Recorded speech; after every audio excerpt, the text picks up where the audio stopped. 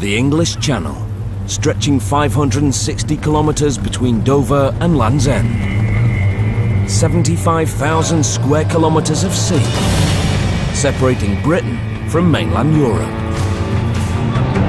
1 billion tonnes of marine traffic each year. Once a historic naval battleground, now the world's busiest waterway. On the front line, Coast Guard Rescue! elite teams, enforcing order and combating disaster as they police, patrol and rescue in the Channel 24/7. Can you just give us an update on the casualties condition? Coming up, cliff-face drama for the RAF as they battle to rescue a badly injured climber with a shattered ankle. His ankle is off at right angles. Oh, chaff. The Coast Guard in Cornwall combs a beach in search of a missing person. We should all be out there doing our damnedest to find her. A deep-sea dive gets underway in the Channel to chart the secrets of a 17th century shipwreck. It's the biggest underwater archaeology project at the moment in the country. And a Navy warship sends out a distress call to the RAF to rescue an injured sailor. We've got about 20 minutes on the scene to get the whole thing sorted out.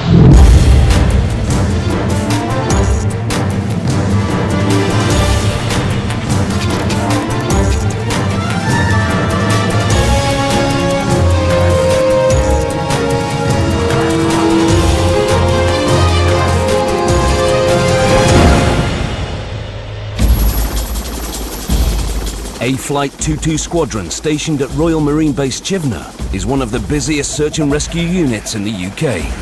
They're on standby 24/7, applying skills acquired over years of search and rescue operations to assist not only the military, but civilians on the high seas as well as the high ground. Just in Govern's Head. Back at base, There's a Coast Guard with him already. they've just taken an emergency call to attend the scene of a rock climber who's fallen. It's Cliff Trawler, St Govern's Head. It's about 40 miles away, straight across Bristol Channel. Initial information is still coming in, but the situation sounds serious. Just leg injuries, so hopefully it's nothing more sinister. Although the guy's fallen, so just go and see and see what we got.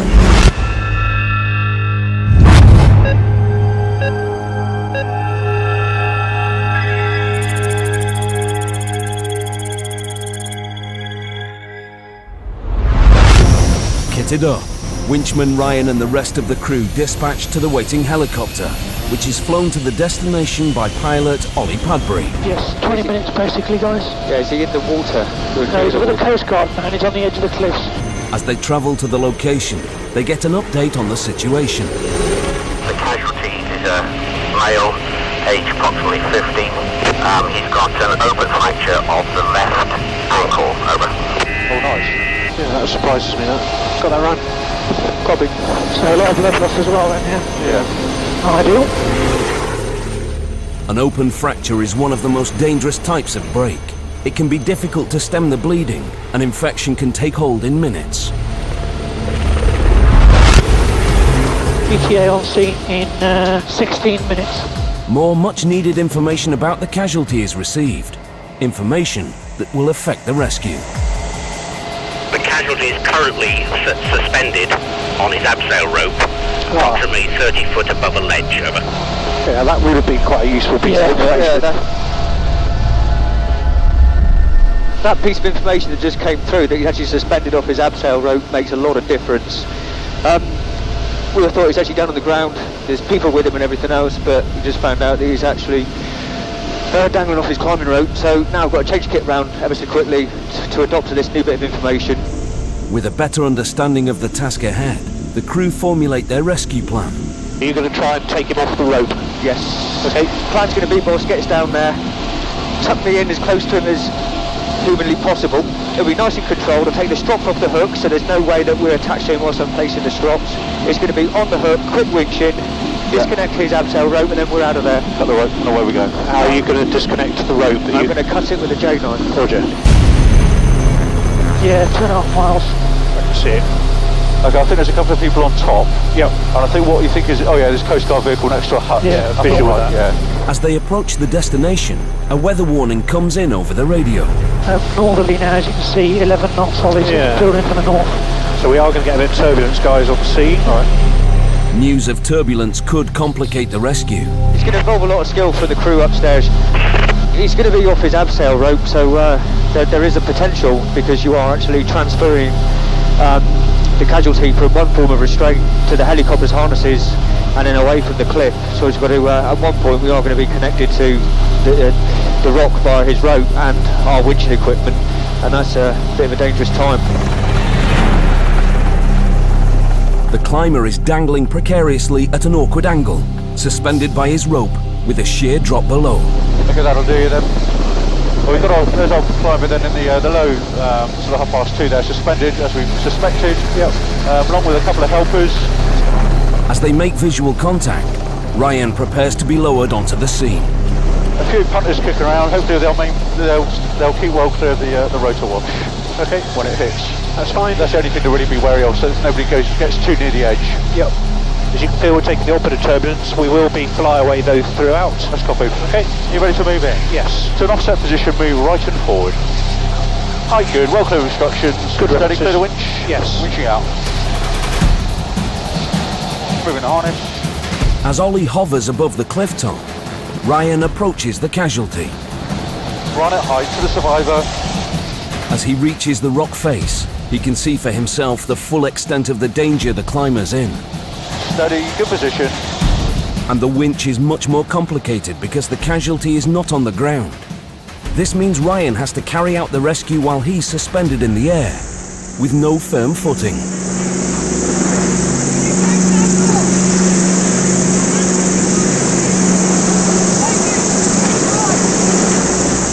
Steady, attempting to position the strops. Placing the primary strop.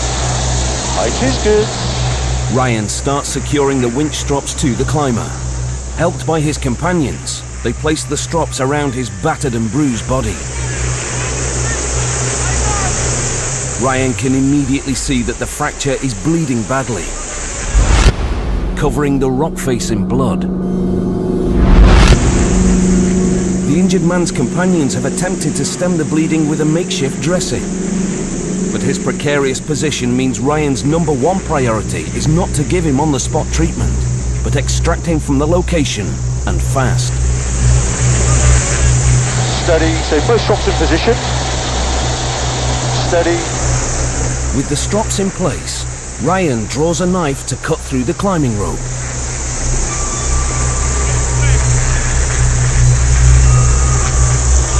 We've got the tension on. But there's a serious problem. Okay, rope clear. We've got a problem still. As the Sea King begins to pull away, it's apparent the other climbers are attached to the safety rope fixed to the injured man's body. This is a highly dangerous moment in the rescue, with the whole climbing party in danger of being pulled off the cliff.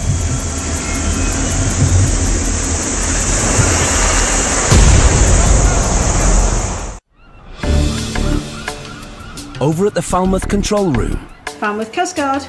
the day kicks off with a call from the police asking for urgent assistance from the Coast Guard. Hello, it's police here in Plymouth. Good afternoon, police. I've got in relation to our log 402, which is a high-risk missing person, and she has gone missing. Okay. What time was she last seen? She was last seen at 8:30 this morning. There was some suggestion that she might be heading down to a beach, a place called Godreevy Cove. We'll task the Coast Guard team to meet with the police search manager. Falmouth Coast Guard, about the mobiles, now departed CRS and en route ETA approximately 03 minutes, over. The Coast Guard rescue teams are mustered to a point close to the search area. They are all fully prepared for the job in hand. We're all very keen to have a successful outcome here, really. We should all be out there doing our damnedest to find them.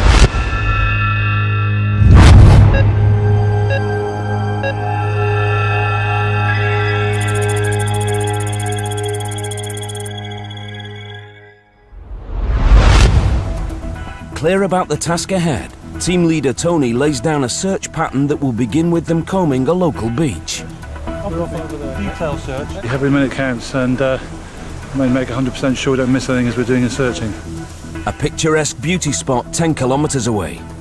It was the scene of the last known sighting of the missing person. So Alpha team ready to go. In line formation, the Coast Guard set about scouring the sands for any evidence. So we're now doing a detailed sweep of the beach, looking really as the tide has dropped away for any items of clothing or possibility of tablet boxes or anything that might belong to the casualty at this stage. Tony knows that it's all detective work for the Coast Guards, and any clue could be vital. I'm actually looking on the surface because this is fresh sand now, the tide's gone out. So, you know, if there is anything that's been on the surface of the water, it is possible. It might just be on the beach. That would be anything really out of the ordinary.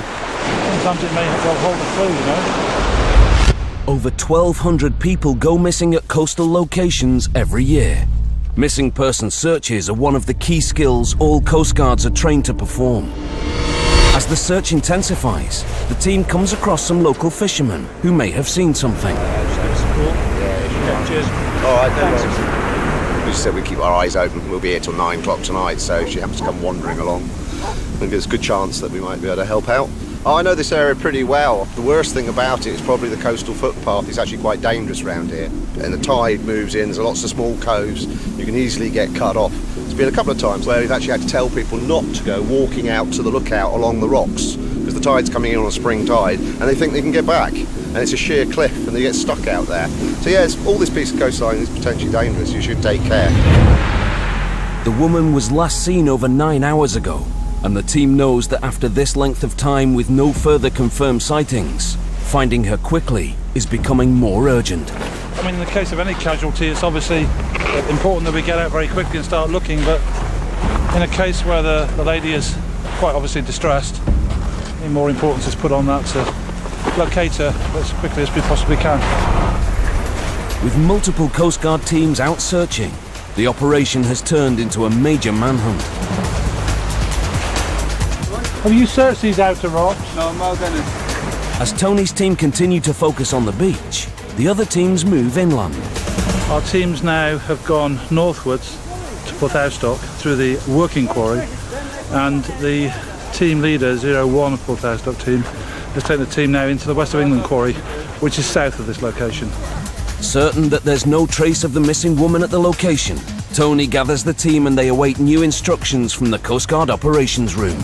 You're happy that the other teams covered this beach here? Yeah? 90% of the watch out, they've covered all that area. Yeah, we're back our way round in the mobile and rendezvous with you at the lookout, over. Right, we're heading back to nose. Let's go. Okay, good.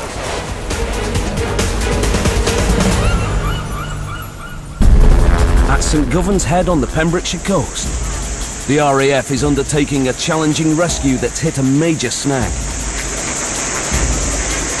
A rock climber has fallen and been suspended on a cliff face. He's got an open fracture of the left ankle. Paramedic Ryan attempts to cut the rope in a bid to free the man. We've got the tension on. Only to find out other members of the climbing party are attached to him via a safety rope. They are now all in danger of being pulled off the rock face as the casualty is winched up. We've got a problem still. So attempting to cut the rope. Reaching on out. Good position, boss. They are suspended.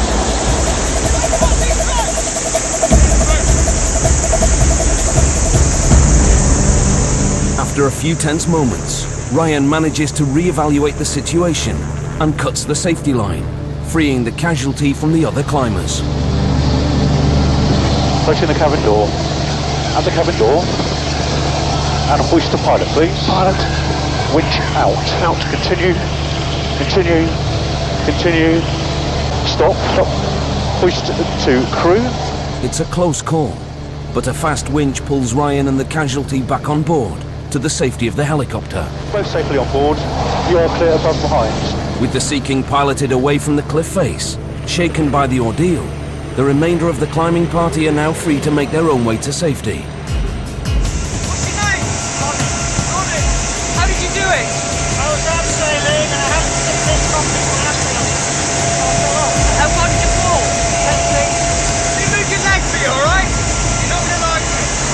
Ryan sets straight to work evaluating the man's condition and inspecting his injuries. 1, 2, 3, lift.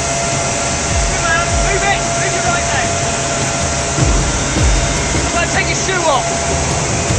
We get 4 minutes, guys. 4 minutes, boy.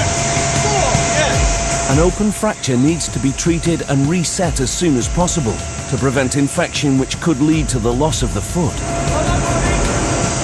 Knowing this, Ryan begins prepping the fracture in readiness for the hospital doctors.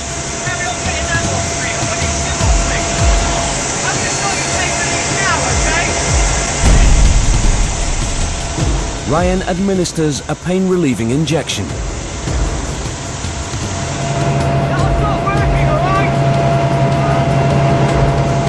How's it going in the back? Yeah, he's upright, conscious, but his ankle is off at right angles. Oh, chap. Alright, Ronnie!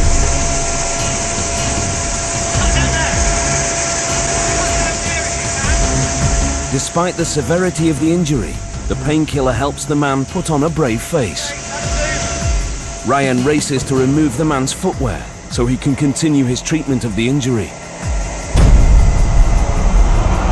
The trauma of it all becomes too much. Landing 1 minute, guys. The casualty drifts in and out of consciousness, giving Ryan cause for concern and making the dash to the hospital all the more urgent. You alright, fella? Yeah, you a bit spaced out. Ronnie? Ronnie? Ronnie? Fortunately for the injured man, a few moments later the helicopter touches down at the hospital.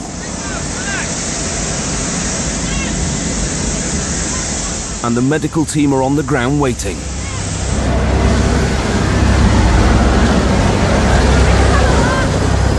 We could see the nature of his injury was pretty urgent. So we basically shipped him off the aircraft as quickly as we could. He's obviously where he needs to be now, of course. And hopefully we got him from his accident to hospital in no worse condition. There was a tense moment when the casualty was on board where the combination of the shock of the injury and the effect of the painkiller caused the man to drift in and out of consciousness. Yeah, he was looking a bit, like I say, drowsy towards the end there, which is why we thought, plus the blood loss, plus the fact, I've no doubt he was taking a sneaky look at his injury, and that's going to make you, feel a bit faint, no doubt. So probably the combination of the two. So that's why we shipped him off quick. As the Sea King crew returns to base, winchman and paramedic Ryan relives the drama of the challenging rescue. The 2 climbers they're assisting, presumed friends of theirs or his, they managed to secure him at 3 different means there, and to himself, the guy against the rock face. And there was quite a bit of unfurling there to do.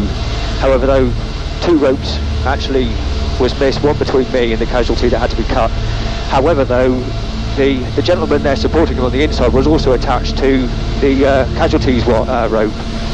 The point is, if you're going to cut the rope with other people in attendance, because there's about 3 ropes there, you've got to cut the right one. The last thing you want to do, obviously, this is common knowledge here, it wouldn't take much, to actually really seriously injure somebody by cutting somebody away, which would be a very bad thing. So you've got to be 100%, you've got to be correct, the tension's got to be off, and you've got to make sure the survivor is securing the strokes at the same time.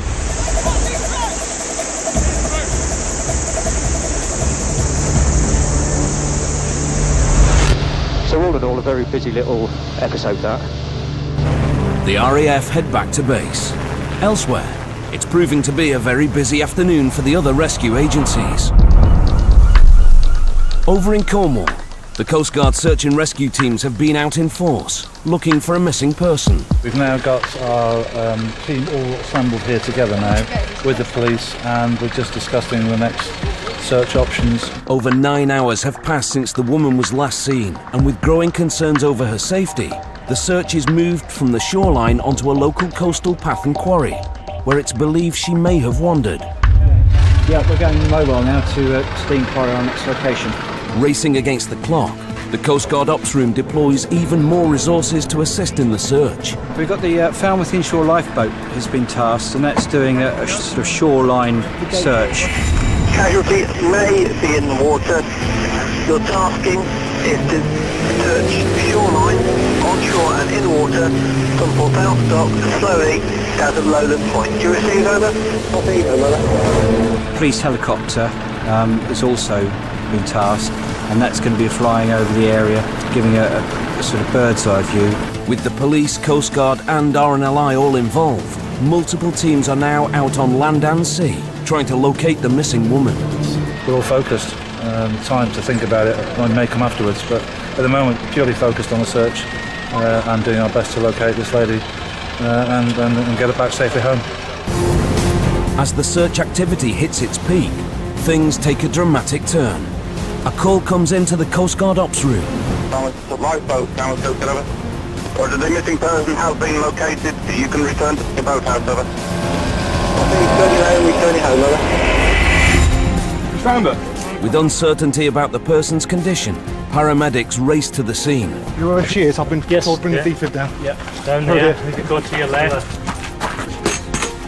We're waiting for updates, so all we're doing is getting the kit ready, just so that we know we've got everything to hand as and when we're called for it. We just returned the search to Coast Guard teams. We've received information that the missing person has been located, and we're just going to check now the current situation before we wind up the operation. You got the good, okay. You've been told of the news? Partly, yes, yeah. We're, basically, she's alive and breathing by on her own accord anyway, which is the main thing. As the medical team attend the casualty, the Coast Guard stand back. The person's privacy is of paramount importance. Casualty's been transferred into land ambulance, and condition is reasonably good, so indications are that things should be okay. It's a good result, and a job well done for all the agencies involved. It's amazing though, small village and all these resources here, and a positive result, so yeah, dead happy, dead happy. Back to it.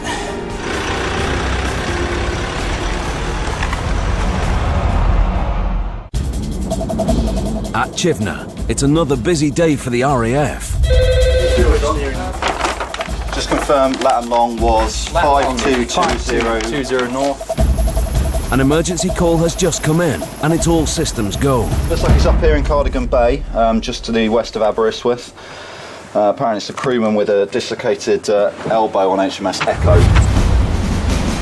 HMS Echo is a 3,470-ton warship, usually found conducting oceanographic surveys and supporting the UK's submarine fleet. With an injured sailor on board and the ship unable to break from its duties to return him to shore, the rescue team has scrambled into action and head out to sea. Straight ahead, left-hand climb out for a northwesterly heading. Roger.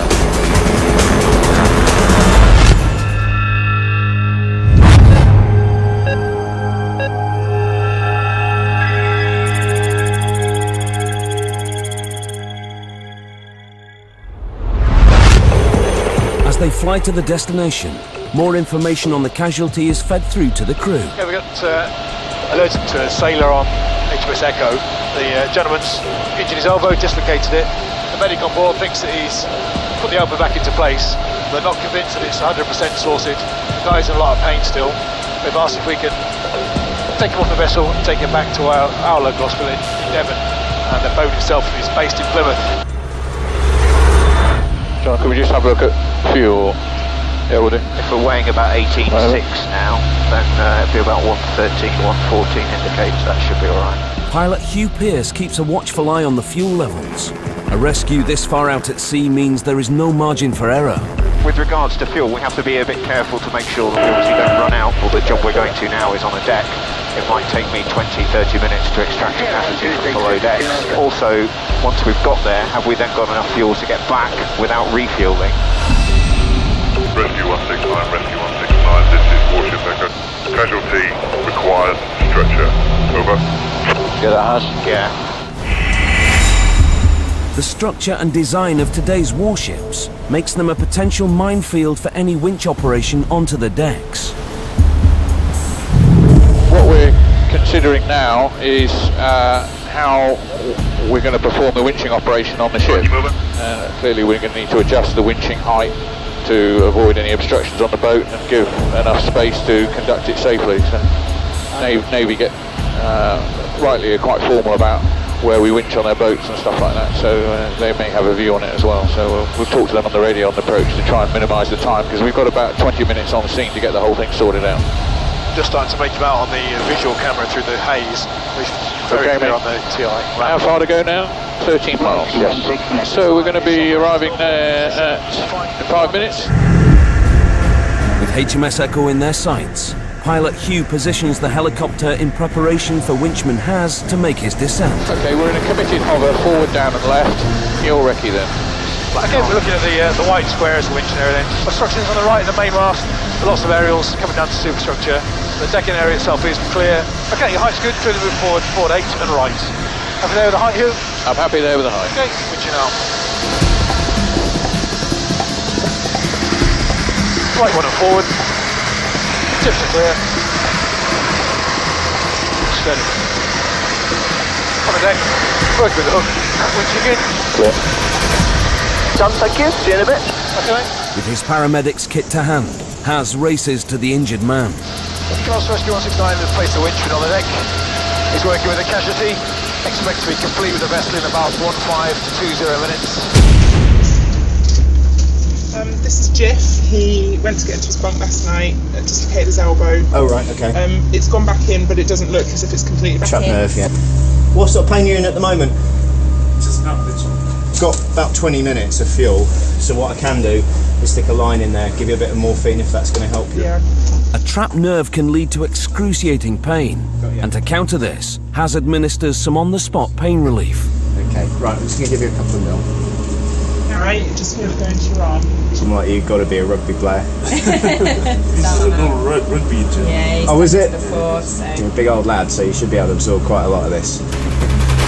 Back on board the Sea King, pilot Hugh describes how the duration of the rescue has to be measured against how long the helicopter can stay in the air without having to leave and refuel. What we're doing is loitering around the vessel at minimum power speed, so our fuel burn is reduced. We fly really slowly or we fly fast, we burn fuel much more than that. Are you happy to walk Jeff through to the deck where I came on board, on the winching deck there? That'll save us a lot of time. Right, Jeff, take it easy. Yep. Knowing that the fuel situation is reaching a critical level, Has picks up the pace. Some people accumulating on the deck. Oh, looks like a house on a stretcher. Especially designed for big rugby players.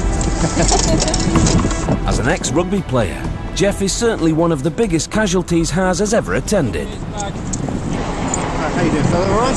Yeah, good. Hugh manoeuvres the chopper back into position. High's good. Winching out. As the winch is passed down to Has and Jeff. Hook to hand. High's good. High's good. Steady. Clear the deck. Clear cable to go.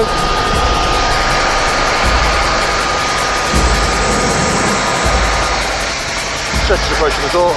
The door, hoist to pilot. Pilot. Winch out. Winching out. Stop. Stop. Manoeuvre is required. Safely on board. Working with the stretcher. Once again, the manoeuvre is carried out with pinpoint precision and perfect timing. Thanks for that, your assistance today. That's very much appreciated from my commanding officer. Over. You're welcome, and I hope you have a safe and eventful voyage. He's fine at the moment. Okay. Pretty uncomfortable, but I was just trying to make him a bit more comfortable. Warships, by their very nature, are secretive and secure vessels, meaning that the RAF is one of the few units allowed close contact with them. Obviously, in an active job, if you do get injuries in the Navy, if they're offshore for a patrol, it's not the best place in the world to be suffering with a lot of pain and a lot of discomfort. So we get involved, obviously, to come back to the hospital and make sure that the injury is not something that's going to get worse over time.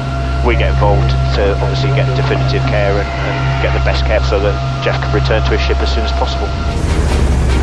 As Jeff is taken to hospital, HMS Echo continues on her mission, one man down.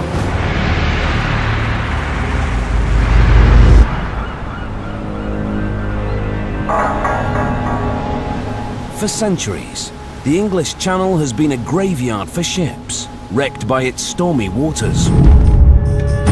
Coast Guard stations along the coastline receive many calls each year from ships in trouble. Are you in immediate distress, Evan? We are hitting a sandbank and we are not going further. Many finding themselves in need of rescue from the infamous sandbanks that run across the channel.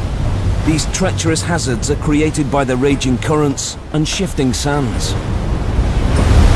Senior Watch Manager Peter Legg is one of the UK's longest-serving Coast Guards and has been witness to many a shipwreck during the course of his watch duties. The whole UK coast is a wrecker's coast, actually. There's lots and lots of wrecks around here. We have some quite nasty sandbanks here, also known as the Great Ship Swallower, because basically it's quicksands as well. So if you get yourself stuck on that, you are literally stuck, and it's going to suck you and hold on to you, as has happened in the past. One of the most dangerous sandbanks along the south coast lies in the Swash Channel, near Poole in Dorset. A graveyard for shipwrecks and popular with divers, the location is firmly on the Coast Guard's radar. It lies in a busy cross-channel ferry lane, and they monitor all dives in the area closely to ensure that there are no collisions. Back in the early 1600s, a merchant vessel sank after becoming stuck on the treacherous sandbank. Today its remains form one of the most important shipwrecks in coastal Britain. Resting in 7 meters of water, buried beneath the sand, the 40-meter wreck is remarkably intact. Previous dives have revealed it to be a historical treasure trove, preserved for hundreds of years in the cool, silty waters of the Swash Channel. In a bid to uncover some of the mystery surrounding the wreck, English Heritage have asked maritime archaeologist experts from Bournemouth University to carry out their own unique kind of sea patrol. They're going to conduct the first complete survey ever carried out on the wreck and hope to build a more complete picture of the vessel and its history. What we've got here are a couple of finds that we found last year. We've got a small copper bell, and this has been one of the items that's helped give us some clues towards its identity. So it would have been on a wooden handle, and the style of it matches other bells from the 1620s. Team leader Dave Parham knows that the latest dive is a race against time and tide. Changing weather and water conditions mean that the team only have a narrow window of 30 days to get all of their work completed.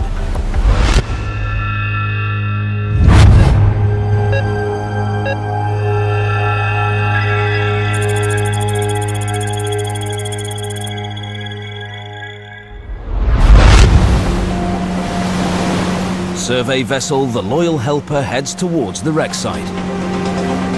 Escorted out of the harbour by support diver Tom Cousins.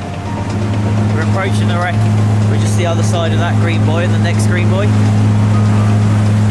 The survey vessel drops anchor next to the wreck. On board, Dave Parham talks his team through the plan for the day. We'll lay the grid on the bow of the wreck here in 2 6-metre squares and then start moving it gradually along the wreck. The divers are going to construct a square excavation grid from scaffold poles. Covering 6-metre sections, this will allow the wreck to be photographed so every centimetre can be accurately recorded. When each section has been catalogued, the grid will be moved along the wreck until every section from bow to stern has been mapped out. 1, 2, 3.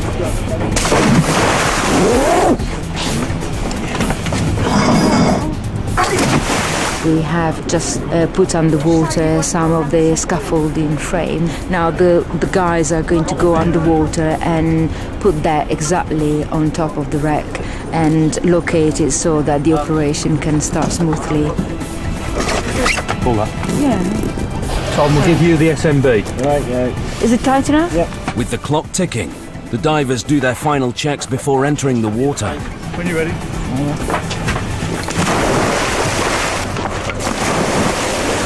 Underwater work can be hazardous and safety is a top priority. Yeah. That's okay, just checking your comms.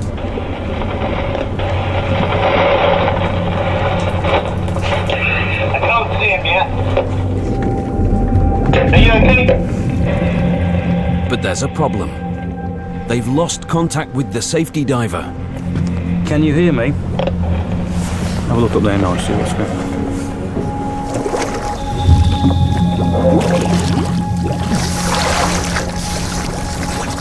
After a few tense moments, he surfaces in an agitated state. No, it's coming to the ladder, Dave. Concerned by his weakened state, the crew help him on board. He's exhausted and has difficulty breathing. You all right? No, not really. It's free flowing. I was just sinking, and I couldn't equalise. Oh, get you back up here and sit down. Equalizing is the process where a diver blows air through his nose to balance his inner ear pressure with the water pressure outside. Failure to do so can result in dizziness and even loss of consciousness. We have a code of practice. Keep an eye on what is the condition of the water, temperature, and just monitor the dive basically. A backup diver is put in the water to work alongside Tom.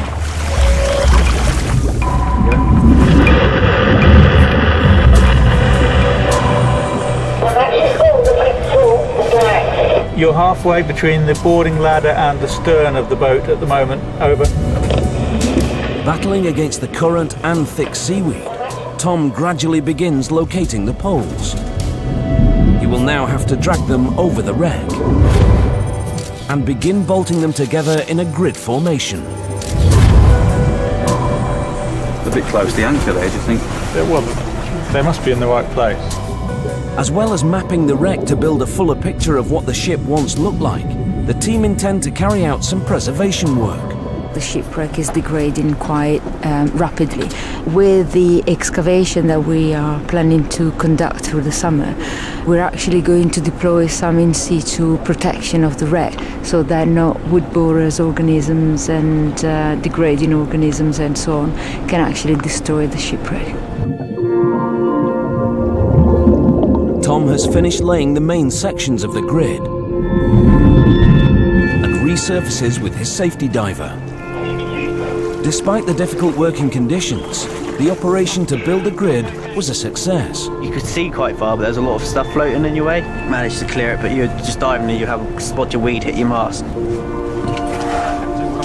With this key stage of the underwater dig completed, the team will return over the course of the month to continue their mapping and preservation work.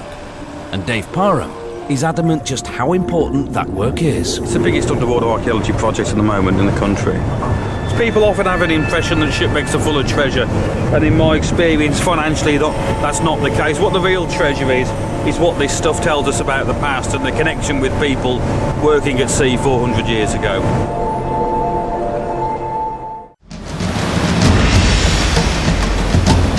The RNLI is a charitable organisation crewed by volunteers. The Dover RNLI lifeboat is one of the busiest along the southeast coast.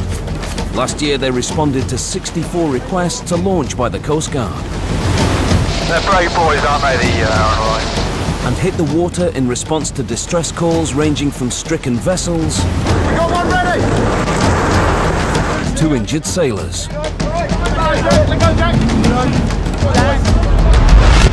All in urgent need of rescue. But today, they're on a mission of a very different kind. Thank you very much. The Dover crew are helping local man John Tribbick to keep a family tradition alive. 21 years ago, his father's ashes were taken out by this boat, not this very boat, but this lifeboat station, and scattered. And he's asked us to take out his mother's ashes to do the same thing today. The lifeboat is taking to the water so that John can fulfill his mother's final request.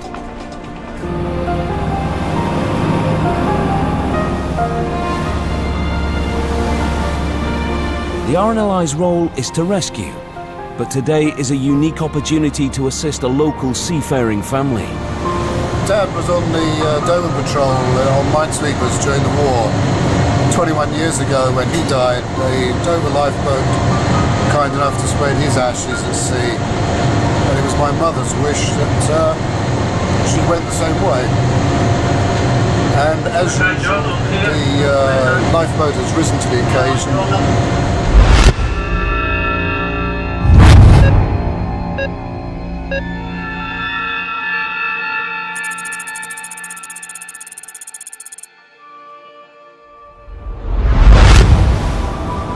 Even with their unusual task, the RNLI crew are prepared for every eventuality. If they get a rescue shout whilst on the water, John will have to go with them. We're in a seafaring town. There's quite a lot of people in Dover with connections with the sea who want to be buried at sea.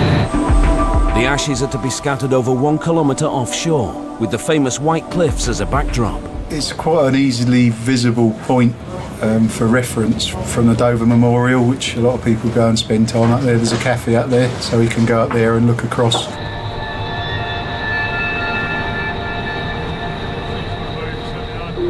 As they reach the location, crewman John Meal runs through the ceremony. Stop the engines. Stop. Start the engines again. Do 3 turns.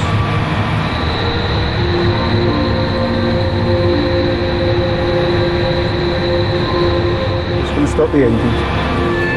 As the lifeboat engines are cut, the poignant scattering of the ashes takes place. Our Father, who art in heaven, hallowed be thy name. Thy kingdom come, thy will be done.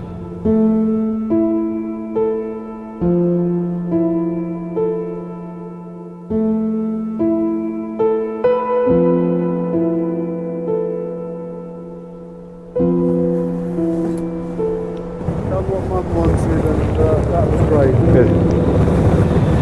Okay, if you'd like to go back in the warm, we'll start making our way back.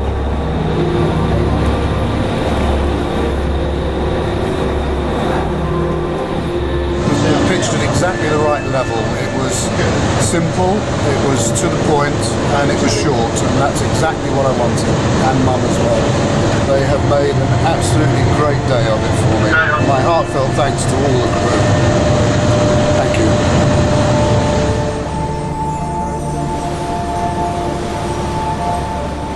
For Mo Parkin, it's a reminder of the role the RNLI lifeboat crew have in the wider coastal community. It's quite humbling, really. And you don't, until you actually get involved, you don't appreciate what the high esteem that the public hold you in. It's quite, it is quite humbling. Oh, thank you so much. All right. With the lifeboat safely back at its berth, the Dover RNLI crew know the next time it's launched, it will be business as usual, rescuing those in distress day and night along their stretch of the English Channel. After his dramatic rescue by the RAF, the rock climber who was suspended by his rope from a cliff face underwent emergency surgery on his broken ankle. He needed steel plates to fix his shattered bones and is still in plaster. The marine archaeologists of Bournemouth University successfully completed their mapping of the Swash Channel wreck in the 30 days allocated for the big dive. They now look forward to showing the world exactly what the sunken ship once looked like. And injured sailor Jeff, airlifted from the warship HMS Echo, is still out of action as he awaits an operation on his dislocated elbow.